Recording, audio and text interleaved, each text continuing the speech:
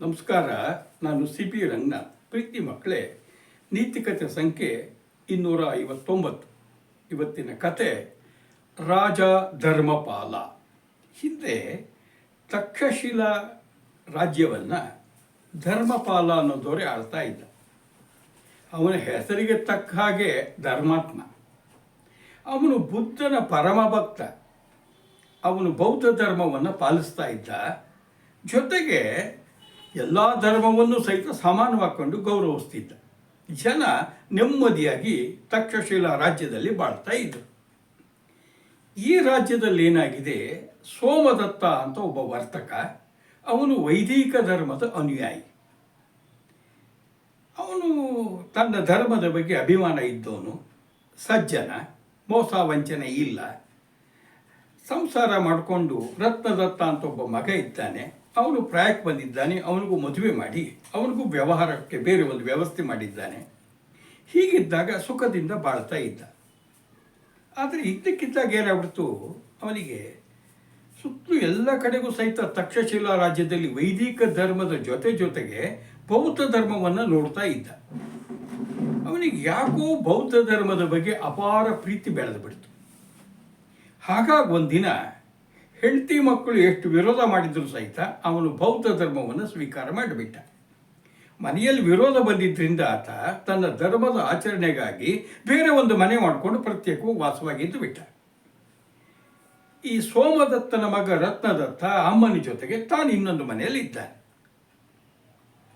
ಈತ ಈಗೇನು ಮಾಡ್ದ, ತನ್ನ ವೈದಿಕ ಧರ್ಮದ ಎಲ್ಲ ಆಚರಣೆಯನ್ನು ಬಿಟ್ಟ. ಯಾಕೆ, ಈಗ ಬೌದ್ಧ ಆತ. ಜನವಾರ ತೆಗೆದು ಹಾಕದ.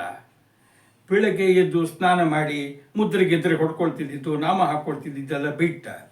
ಆ ದೇವರುಗಳ ಪೂಜೆ ಮಾಡ್ತಿದ್ದಿದ್ದು ಬಿಟ್ಟ. ಮಠ ದೇವಸ್ಥಾನಕ್ಕೆ ಹೋಗ್ತಿದ್ದು ಬಿಟ್ಟ. ವೇದ ಮಂತ್ರ ಅವೆಲ್ಲ ಬಿಟ್ಟ. ಈಗ ಬೌದ್ಧ ಧರ್ಮ ಏನನ್ನು ಹೇಳುತ್ತೆ ಅದನ್ನೇ ಪಾಲಿಸ್ತಾ ಇದ್ದಾನೆ. ಬೌದ್ಧ ಭಿಕ್ಷುಗಳನ್ನು ಮನೆ ಕರೀತಾನೆ, ಅವರಿಗೆ ಸತ್ಕಾರ ಮಾಡ್ತಾನೆ, ಗೌರವಿಸ್ತಾನೆ. ಏನು ಬೌದ್ಧ ಧರ್ಮದ ಮಂತ್ರ ಇದೆ, ಬುದ್ಧಂ ಶರಣಂ ಗಚ್ಚಾಮಿ, ಅದನ್ನು ಹೇಳ್ಕೊಂಡು ಓಡ್ತಾ ಇದ್ದಾನೆ. ಇದೇನಾಗಿಬಿಡ್ತು, ರಕ್ತದತ್ತನ ಗೆಳೆಯರು, ಏನಯ್ಯ ನೋಡಿದರೆ ನಿಮ್ಮ ತಂದೆ ವೈದಿಕ ಧರ್ಮದ ಪಕ್ಕ ಅನುಯಾಯಿಯಾಗಿದ್ದರು, ಈ ಹೋಗಿ ಬೌದ್ಧ ಧರ್ಮಕ್ಕೆ ಸೇರಿಕೊಂಡು ಈ ವಯಸ್ಸಿನಲ್ಲಿ ಏನಿದೆ ಹಿಂಗೆಲ್ಲ ಅಂತ ಬಿಟ್ರು. ಇವನಿಗೆ ನಮ್ಮಂಥ ಹುಡುಗರು ಇಂಥ ತಪ್ಪು ಮಾಡಬೇಕೇ ಹೊರತು ನಮ್ಮ ಅಪ್ಪನಂತ ತಿಳಿದವ್ರು ಹೀಗೆ ಮಾಡ್ಬೋದಾ, ಎಲ್ಲ ಹೀಗೆ ಹಗುರುವ ಮಾತಾಡ್ತಿದ್ದಾರೆ, ನನಗೆ ಅವಮಾನ ಆಗಿಬಿಡ್ತು ಅಂತ ಏನು ಮಾಡ್ದ, ಅವನಿಗೂ ಅಪ್ಪ ಮಾಡ್ತಾ ಇರೋದು ಇಷ್ಟ ಇರಲಿಲ್ಲ. ಸ್ನೇಹಿತರೆಲ್ಲ ಇದರ ಬಗ್ಗೆ ಕೊಟ್ಟು ಟೀಕೆ ಮಾಡಿದಾಗ ಅಪ್ಪನ ಹುಡ್ಕೊಂಡು ಹೋದ. ಅಪ್ಪನ ಮನೆಗೆ ಹೋಗಿ ಅಪ್ಪನ ಜೊತೆ ಜಗಳಾಡ್ದ. ಅಪ್ಪ, ನೀನು ಮಾಡ್ತಾ ಇರೋದು ಬಹಳ ತಪ್ಪು.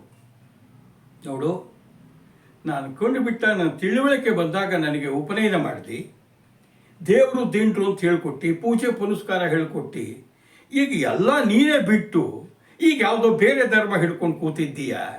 ನಮ್ಮ ಧರ್ಮದಲ್ಲಿ ಏನು ಕೊರತೆ ಆಗಿತ್ತು ಅಂತ ನೀನು ಬೌದ್ಧ ಧರ್ಮಕ್ಕೆ ಹೋದಿ. ನೋಡು, ಆ ಬೌದ್ಧ ಸನ್ಯಾಸಿಗಳು ಜಾಂಡಪೇಂಡಿಗಳು ಗುಂಡು ಇದ್ದಾವೆ, ಮೈ ಬಗ್ಗೆ ಏನು ಕೆಲಸನೇ ಮಾಡಲ್ಲ, ಅವ್ರಿಗೆ ಊಟ ಉಪಚಾರ ದಾನ ಧರ್ಮ ಅಂತ ಮಾಡ್ತಾ ಇದೆಯಾ ಅಂತೇಳಿ ಬಹಳವಾಗಿ ನಿಂದಿಸಿಬಿಟ್ಟ. ಆಗ ಸೋಮದತ್ತ ಹೇಳಿದ, ಮಗನೇ, ಶಾಂತಿ, ಆವೇಶ ಒಳ್ಳೆಯದಲ್ಲ.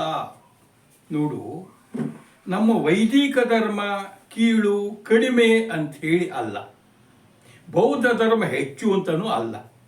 ನೋಡು ಕಂದ, ಈ ಎಲ್ಲ ನದಿಗಳು ಸಹಿತ ಎಲ್ಲಿ ಹೋಗ್ತಿರ್ತವೆ, ಯಾವ್ಯಾವ ಕಡೆಗೂ ಹರ್ಕೊಂಡು ಹೋಗುತ್ತೆ. ಅದರ ಗುರಿ ಸಮುದ್ರವನ್ನು ಸೇರೋದು. ಹಾಗೆ ಎಲ್ಲ ಧರ್ಮಗಳ ಗುರಿ ಮನುಷ್ಯನನ್ನು ಸನ್ಮಾರ್ಗದ ಕಡೆಗೆ ಕೊಂಡೊಯ್ಯೋದು. ನಾನು ಇಷ್ಟು ವರ್ಷ ವೈದಿಕ ಧರ್ಮದಲ್ಲಿ ಇದ್ನಲ್ಲಪ್ಪ, ನೋಡು, ಅಲ್ಲಿ ದಯೆ, ಧರ್ಮ, ನ್ಯಾಯ, ನೀತಿ, ಅರಿಷಡ್ವರ್ಗಗಳ ವಿರೋಧವಾಗಿ ನಿಲ್ಲಬೇಕು ಅನ್ನೋದನ್ನು ನಾನೆಲ್ಲನೂ ಚೆನ್ನಾಗಿ ಗೊತ್ತದು. ಬಹಳ ಒಳ್ಳೆಯ ಧರ್ಮ, ಇಲ್ಲ ಅಂತ ನಾನು ಹೇಳಲ್ಲ. ಆದರೆ ಈ ಬೌದ್ಧ ಧರ್ಮ, ಬುದ್ಧ ಅಹಿಂಸಾ ತತ್ವವನ್ನು ಎತ್ತಿ ಹಿಡಿದ. ಇದು ಎಲ್ಲ ಪ್ರಾಣಿಗಳಿಗೂ ಅಭಯವನ್ನು ನೀಡತ್ತಪ್ಪ.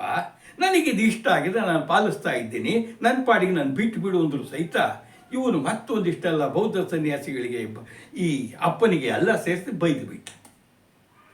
ಸರಿ, ಮಗ ಹೋದ. ಇವನಿಗೆ ಭಾಳ ನೋವಾಗಿಬಿಡ್ತು. ನಾನು ಎಷ್ಟು ಹೇಳಿದರೂ ಕೇಳ್ತಾ ಇಲ್ಲ, ನನ್ನ ಪಾಡಿಗೆ ನಾನು ಬಿಡ್ತಾ ಇಲ್ಲ ಅಂಥೇಳಿ ಏನು ಮಾಡೋದು, ಮತ್ತೆ ಬರ್ತಾನೆ, ಹೀಗೆ ಮಾಡ್ತಾನೆ ಅಂಥೇಳಿ ರಾಜ ಧರ್ಮಪಾಲನ ಹತ್ರ ಹೋದ. ಮಹಾ ಧರ್ಮಾತ್ಮ. ಸರಿ ಮಹಾಪ್ರಭುಗಳೇ, ಒಂದು ಸಮಸ್ಯೆ ಆಗಿದೆ, ಹಿಂಗೆ ಅಂತ ಎಲ್ಲವನ್ನು ಹೇಳಿ ಕಣ್ಣೀರು ಹಾಕಿಬಿಟ್ಟ. ಮಹಾರಾಜನ ಕರೆದು ಯೋಚನೆ ಮಾಡಬೇಡ ಅಂಥೇಳಿ ತಕ್ಕಂಡು ಸೇವಕರನ್ನ ಕರೆಸಿ ರತ್ನದತ್ತನನ್ನು ಬರಮಾಡ್ಕೊಂಡ. ಏನಪ್ಪ ರತ್ನದತ್ತ, ನನ್ನ ರಾಜ್ಯದಲ್ಲಿ ಅವರವರಿಗೆ ಇಷ್ಟಪಟ್ಟ ಧರ್ಮವನ್ನು ಅವರವರು ಆಚರಣೆ ಮಾಡಬಹುದು, ಇನ್ನೊಬ್ಬರನ್ನ ಈ ರೀತಿಯಾಗಿ ಹೀನವಾಗಿ ನಿಲ್ಲಿಸೋದು ತಪ್ಪು. ನಿನ್ನ ತಂದೆ ಏನು ಬೇಕೋ ಅವನು ಮಾಡಿದ್ದ, ನಿನಗೇನು ಬೇಕೋ ಅದು ಮಾಡು, ನೀನು ನಿಂದಿಸಬಾರ್ದು.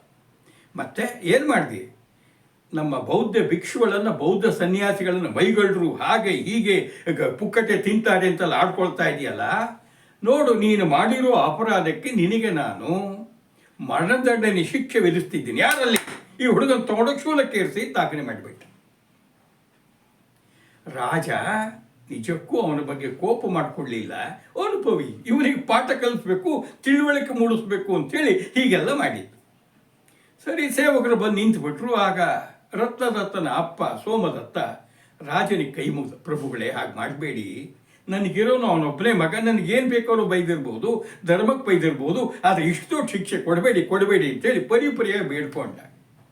ಆಯಿತು ನೋಡು, ನಿಮ್ಮಪ್ಪ ಇಷ್ಟು ಬೇಡ್ಕೊಳ್ತಿದ್ದಾರೆ ಅಂಥೇಳಿ 2 ತಿಂಗಳ ಕಾಲ ಈ ಶಿಕ್ಷೆಯನ್ನು ಮುಂದೂಡಿದ್ದೀನಿ, ಕರ್ಕೊಂಡು ಹೋಗಿ ಇವನಿಗೆ ಏನು ಬೇಕೋ ಒಳ್ಳೆ ಊಟ ತಿಂಡಿ ಬಟ್ಟೆ ಬರೆ ಕೊಟ್ಟು ಚೆನ್ನಾಗಿ ನೋಡ್ಕೊಳ್ಳಿ ಅಂತ ಕಳಿಸ್ಬಿಟ್ಟ.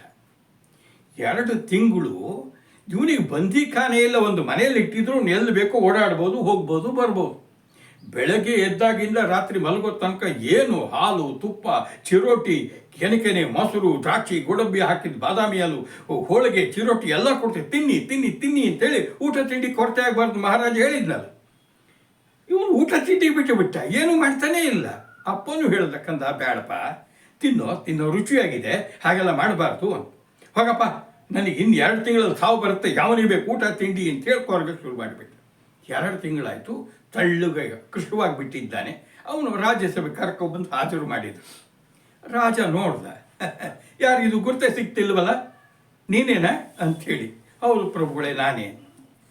ಇವತ್ತು ನಿನಗೆ ಶಿಕ್ಷೆ ಏನು, ಗಲ್ಲಿಗೆ ಹಾಕಬೇಕು. ಆದರೆ ನೀನು ನನ್ನೊಂದು ಪ್ರಶ್ನೆಗೆ ಉತ್ತರ ಹೇಳು, ಆಮೇಲೆ ನಾನು ಮುಂದಿನ ಯೋಚನೆ ಮಾಡ್ತೀನಿ. ಏನು ಪ್ರಭು? ಅಲ್ಲ, ನೀನು ಯಾಕೆ ಇಷ್ಟು ತಳ್ಳಗಾಗಿ ಬಿಟ್ಟಿದ್ದೀಯ? ನಿನಗೇನು ಊಟ ಉಪಚಾರ ಕಮ್ಮಿ ಮಾಡಿದ್ರೆ? ಸರಿಯಾಗಿ ಆಹಾರ ಕೊಡಲಿಲ್ವೇ? ಹಣ್ಣು ಹಂಪಲು ಹಾಲು ತುಪ್ಪ? ಪ್ರಭು ಎಲ್ಲ ಕೊಟ್ಟರು, ತಿನ್ನೋ ಮನಸ್ಸೇ ಇಲ್ಲ. ಅಲ್ಲ, 2 ತಿಂಗಳಿಗೆ ನನಗೆ ಸಾವು ಬರುತ್ತೆ ಅಂತಿದ್ದಾಗ ನಾನು ಯಾವ ಧೈರ್ಯದ ಮೇಲೆ ಇವೆಲ್ಲ ತಿನ್ನಲಿ? ನನಗೆ ಹಾಗಾಗಿ ಏನು ತಿನ್ನಕ್ಕೆ ಮನಸ್ಸು ಬರಲಿಲ್ಲ, ಹೆದರ್ಕೊಂಡು ನಾನು ಈ ದಿನ ಸಾಯ್ತಾ ಇದ್ದೀನಿ. ನೋಡು ರತ್ನದತ್ತ, ಪ್ರತಿಯೊಬ್ಬರಿಗೂ ಸಹಿತ ಏನಾಗುತ್ತೆ, ವಯಸ್ಸಾಗ್ತಾ ಹೋದಾಗ ನಾಳೆ ಸತ್ತ ಮೇಲೆ ಪರಲೋಕದಲ್ಲಿ ನನಗೆ ಸದ್ಗತಿ ಸಿಗಲ್ಲೇನೋ, ನಾನು ಸರಿಯಾದ ಹಾದಿಯಲ್ಲಿ ನಡಿಬೇಕು ಅಂತ ಮನುಷ್ಯ ಹೆದರ್ತಾನೆ. ಅದು ಹೆದರಿಕೆ ಇರುತ್ತೆ. ನಿಮ್ಮ ಅಪ್ಪನಿಗೂ ಅಷ್ಟೆ, ಈ ವಯಸ್ಸಾಗಿದೆ, ಹಾಗಾಗಿ ಅವನಿಗೆ ಮುಂದೆ ಸದ್ಗತಿ ದೊರೆಯಬೇಕು ಅಂತ ಅನಿಸಿದೆ, ಹಾಗಾಗಿ ಅವನು ಮಾರ್ಗ ಆರಿಸ್ಕೊಂಡಿದ್ದಾನೆ. ಅದು ಅವ್ರವ್ರಿಗೆ ಸೇರಿದ್ದು. ನೋಡು, ನಿಮ್ಮ ಅಪ್ಪನನ್ನು ನಿಂದಿಸಬೇಡ, ಬೌದ್ಧ ಧರ್ಮವನ್ನು ನಿಂದಿಸಬೇಡ, ಹೋಗು, ಎಲ್ಲರೂ ನಿನ್ನ ಪಾಡಿಗೆ ನೀನು ಬದುಕಪ್ಪ, ನಿನ್ನ ಬಗ್ಗೆ ನನಗೇನು ಸಿಟ್ಟಿಲ್ಲ, ನಿನಗೆ ಯಾವ ಶಿಕ್ಷೆ ಇಲ್ಲ, ರದ್ದು ಮಾಡಿದ್ದೀನಿ ಅಂತ. ಆಗ ಜ್ಞಾನೋದಯ ಆಯಿತು. ಆಗ ಮಹಾರಾಜನಿಗೆ ಕೈ ಮುಗಿದು ಕೇಳ್ಕೊಂಡ, ಮಹಾಪ್ರಭುಗಳೇ, ನನಗೆ ಈಗ ತಿಳುವಳಿಕೆ ಬಂತು, ದಯವಿಟ್ಟು ಸಹಿತ ನನಗೆ ಮುಕ್ತಿಯ ಮಾರ್ಗ ಯಾವುದು, ಮೋಕ್ಷದ ಮಾರ್ಗ ಯಾವುದು, ದಯವಿಟ್ಟು ದಾರಿ ತೋರಿಸಿ ಅಂಥೇಳಿ ಕೈ ಮುಗಿದ. ಆಯಿತು, ನನ್ನ ಕೈಲಾಗಿದ್ದು ಮಾಡ್ತೀನಿ. ನೋಡುವ, ಇವತ್ತು ನಮ್ಮ ಊರಲ್ಲಿ ಹಬ್ಬ, ಜಾತ್ರೆ ನಡೀತಾ ಇದೆ, ನೀನು ಹೋಗು, ಸುತ್ತಾಡ್ಕೊಂಡು ಬಾ, ಏನೇನು ನೋಡಿದೆ ಅಂತ ಹೇಳು, ಆಮೇಲೆ ನಾನು ನಿನಗೆ ಏನು ಮಾಡಬೇಕು, ಯಾವುದು ಮುಕ್ತಿ ಮಾರ್ಗ ನೀನು ಸೂಕ್ತವಾದದ್ದು ಹೇಳ್ತೀನಿ. ಆದರೆ ನೀನು ಬರೀ ಕೈಯಲ್ಲಿ ಹೋಗೋಂಗಿಲ್ಲ. ಈ ಎಣ್ಣೆ ಪಾತ್ರೆ ತಗೋ. ಒಂದು ಪಾತ್ರೆ ತುಂಬ ಎಣ್ಣೆ ಹಾಕಿಬಿಟ್ಟಿದ್ದಾರೆ. ಅವನ ಜೊತೆಗೆ 2 ಬಿಚ್ಚುಗತ್ತಿ ಸೇವಕರು ಕಳಿಸ್ದ. ನೋಡ್ರಪ್ಪ, ಇವನು ಊರು ತುಂಬ ಹೋಗಿ ಬರ್ತಾನೆ, ಇವನ ಅಕ್ಕಪಕ್ಕದಲ್ಲಿರ್ರಿ. ನೋಡೋ ರತ್ತ ನೆನಪಿರ್ಲಿ, ಪಾತ್ರೆಲಿರೋ ಎಣ್ಣೆ ಒಂದು ಹೊಲಿ ಕೆಳಕ್ಕೆ ಬಿಟ್ಟರೆ ತಕ್ಷಣ ಇವ್ರು ನೀನು ಕೊಂದು ಬಿಡ್ತಾನೆ, ಹುಷಾರ್ ನಡಿ. ಸರಿ, ಇವನು ಹೋದ 1 ಗಂಟೆ ಊರೆಲ್ಲ ಸುತ್ತಾಡ್ಕೊಂಡು ಬಂದ. ಮೈಯೆಲ್ಲ ಬೆವ್ತು ಬಿಟ್ಟಿದೆ, ಎಣ್ಣೆ ಪಾತ್ರೆ ಇಟ್ಟ, ಒಂದು ಹನಿನು ತುಳುಕಿಲ್ಲ, ಹುಷ್ ಅಂತಿದ್ದ. ಮಹಾರಾಜ ಕೇಳ್ದ, ನೋಡು ರತ್ನದತ್ತ, ಊರಿನಲ್ಲಿ ಹೋಗಿದ್ದೆಲ್ಲ ಜಾತ್ರೆ, ಏನೇನು ನೋಡ್ದಿ? ದೇವ್ರು ನೋಡಿದ್ಯಾ, ಡೊಳ್ಳು ನೋಡಿದ್ಯಾ, ಮೆರವಣಿಗೆ ನೋಡಿದ್ಯಾ, ಕುಣಿತ ನೋಡಿದ್ಯಾ, ಜನರು ಸಂಭ್ರಮ ನೋಡಿದ್ಯಾ, ಸಡಗರ ನೋಡಿದ್ಯಾ? ಇಲ್ಲ ಪ್ರಭು, ಸುಳ್ಳ್ಯಾಕೆ ಹೇಳಿ, ಎಲ್ಲಿ ಒಂದು ಹನಿ ಏನಾದ್ರು ಎಣ್ಣೆ ಚೆಲ್ಲಿದ್ರೆ ನನಗೆ ಪ್ರಾಣಕ್ಕೆ ಆಪತ್ತು ಬರ್ತು ಅಂತ ಹೆದರ್ಕೊಂಡು ಏನೂ ನೋಡದೆ ನಾನು ಸುಮ್ಮನೆ ಎಣ್ಣೆ ಬೀಳದೆ ಇದ್ದಂಗೆ ನೋಡ್ಕೊಂಡು ಬಂದುಬಿಟ್ಟೆ ಪ್ರಭು, ನಾನು ಏನೂ ನೋಡಲಿಲ್ಲ ಅಂದ್ಬಿಟ್ಟೆ. ರಾಜನ ಕೇಳಿದ, ನೋಡಪ್ಪ, ಯಾವತ್ತೂ ಸಹಿತ ನಾವು ಪರದ ಬಗ್ಗೆ ಸದಾ ಚಿಂತೆ ಮಾಡ್ತಾ ಇಲ್ಲಿನ ಏನದು ಇಹದ ಬಗ್ಗೆ ವ್ಯಾಮೋಹಗಳನ್ನು ಕಮ್ಮಿ ಮಾಡಿಕೊಂಡಿದ್ರೆ ಅದೇ ಪರಲೋಕದಲ್ಲಿ ಸದ್ಗತಿ ಪಡೆಯುವಂಥ ಮಾರ್ಗ. ಹೌದಾ? ನೀನು ಒಂದೇ ಮನಸ್ಸಿನಿಂದ ಏನು ಮಾಡ್ತಿ, ಎಣ್ಣೆ ಪಾತ್ರ ಚೆಲ್ಲಬಾರ್ದು ಅಂತ ಹೋದಿ. ಹಾಗೇನೆ ನಿನ್ನ ವ್ಯಕ್ತಿತ್ವವು ಹಾಗಿರಬೇಕು. ಇಲ್ಲಿನ ಲೌಕಿಕ ಆಕರ್ಷಣೆಗಳಿಗೆ ಒಳಗಾಗಬಾರ್ದು. ಕಾಮ, ಕ್ರೋಧ, ಮೋಹ, ಮದ, ಮತ್ಸರ, ಲೋಭ. ನಿನ್ನನ್ನು ನೀನು ಈಗ ಸದ್ಧರ್ಮದಲ್ಲಿ ಕಾಪಾಡಿಕೊಂಡ್ರೆ ಇಲ್ಲಿ ಒಳ್ಳೆ ರೀತಿ ಬದುಕಿದ್ರೆ ಪರಲೋಕದಲ್ಲೂ ಸದ್ಗತಿ ಸಿಗುತ್ತೆ. ಗೊತ್ತಾಯ್ತಾ ಪ್ರಭು? ಬಹಳ ಒಳ್ಳೆಯದಾಯಿತು ಅಂತ ಹೇಳಿ ಆತ ತಂದೆಗೆ ನಮಸ್ಕಾರ ಮಾಡಿ ತಂದೆ ಕ್ಷಮೆ ಕೇಳಿ ಮಹಾರಾಜನಿಗೂ ಸಹಿತ ಕ್ಷಮೆ ಕೇಳಿ ಹೋದನಂತೆ. ನೋಡಿ ಮಕ್ಕಳೇ, ಇದು ರತ್ನದತ್ತನಿಗೆ ಮೋಕ್ಷದ ಮಾರ್ಗ, ಇದು ವಿದ್ಯಾರ್ಥಿಗಳಿಗೂ ಎಚ್ಚರಿಕೆಯ ಮಾರ್ಗ. ಅವನಿಗೆ ಪರಲೋಕ ಪಡೆಯೋದಕ್ಕೆ ಇದು ದಾರಿಯಾದರೆ ನೀವು ವಿದ್ಯಾರ್ಥಿಗಳ ಗುರಿ ಏನು? ಒಳ್ಳೆ ವಿದ್ಯಾಭ್ಯಾಸ ಮುಗಿಸ್ಬೇಕು, ಒಳ್ಳೆ ಉದ್ಯೋಗ ಹಿಡಿಬೇಕು, ಒಳ್ಳೆ ರೀತಿ ಬದುಕಬೇಕು. ಇಲ್ಲಿ ನಿಮ್ಮ ಗುರಿಯನ್ನು ತಲುಪಬೇಕಾದ್ರೆ ಬೀಡಿ ಸೇದೆ, ಸಿಗರೆಟ್ ಸೇದೆ, ಯಾವಾಗಲೂ ಮೊಬೈಲ್ ಹಿಡ್ಕೊಂಡಿದ್ದೆ, ಟಿ ವಿ ನೋಡ್ತಾ ಕೂತೆ, ಪೋಲಿ ಹುಡುಗರು ಸವಾಸ ಮಾಡಿದೆ, ಮೋಸ, ವಂಚನೆ, ಕಳ್ತನ, ಸುಳ್ತನ, ಲೂಟಿ, ದೊಂಬಿ ಇಂತಹ ಕೆಟ್ಟದ್ರಲ್ಲಿ ಮುಳುಗಿದರೆ ಸರ್ವನಾಶ. ರತ್ನದತ್ತನಿಗೇನಾಯಿತು? ಅವನು ಒಂದೇ ದೃಷ್ಟಿ ಇಟ್ಕೊಂಡಿದ್ದ, ಎಣ್ಣೆ ಚೆಲ್ಲಬಾರ್ದು ಅಂತ. ನೀವು ನಿಮ್ಮ ವ್ಯಕ್ತಿತ್ವ ಹಾಗೆ ಗಟ್ಟಿಯಾಗಿರಬೇಕು, ಅದು ಕೆಡಬಾರ್ದು ಅಂತ ಇಟ್ಕೊಂಡಿದ್ರೆ ಗುರಿ ತಲುಪ್ತೀರಾ, ಒಳ್ಳೆ ಸಾಧನೆ ಮಾಡ್ತೀರಾ, ಮನೆಗೂ ಒಳ್ಳೆ ಹೆಸರು ತರ್ತೀರಾ, ಶಾಲೆಗೂ ಒಳ್ಳೆ ಹೆಸರು ತರ್ತೀರಾ, ನೀವು ಉತ್ತಮ ವ್ಯಕ್ತಿ ಬೆಳಿತೀರಿ. ಎಚ್ಚರಲಿ. ನಮಸ್ಕಾರ.